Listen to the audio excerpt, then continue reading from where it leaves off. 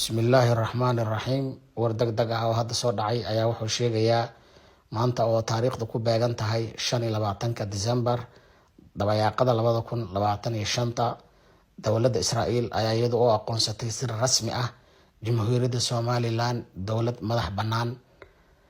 Arrinkan ayaa aad iyo aad waxa ugu farxay shacabka Somaliland. Sidoo kale madaxweynaha Jamhuuriyadda Somaliland Cabdiraxmaan Ciro ayaa arrinkan aad iyo aad isagana ugu farxay.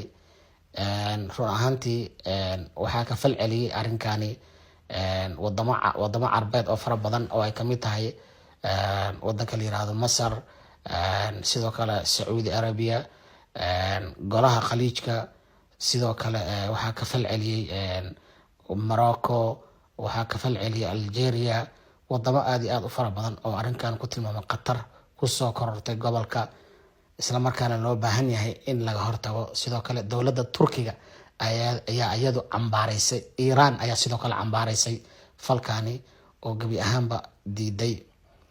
Runtii waxay keeni kartaa aqoonsashada dowladda Israa'iil ee aqoonsatay Somaliland loolan ama siraac ka dhasho geeska Afrika, gaar ahaan Soomaaliya.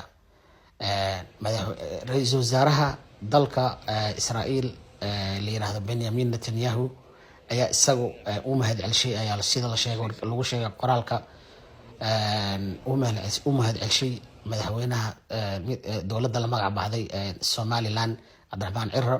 wuxuu u sheegay in ay ku mahadsantahay Somaliland nabadgelyada iyo sharciga ay ilaalinayso, oo markaasi maxaa la yiraahdaa muddo fogba ay darsayeen, isla markaana ay falanqeynayeen sidii u aqoonsan lahaayeen Somaliland dowlad.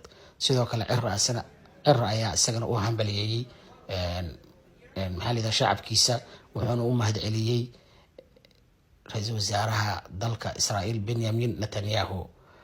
Haddaba dhageystayaal, arrintan ayaa laga yaabaa in dagaal ay maxaa la yiraahdaa soo kordhiso oo ka qarxa geeska Afrika. Xuutiyiinta ayaa iyagu hanjabay oo arrinkan aad iyo aad uga carooday, isla markaana diidan in Israa'iil ay soo degto Somaliland. Israa'iil ayaa noqonayso dowladdii ugu horeysay ee aqoonsata Jamhuuriyadda Somaliland la magac baxday. Haddaba wixii war ah ku soo kordho waa idin soo gudbi doonaa. La socda barteena YouTube-ka. mahadsanidin.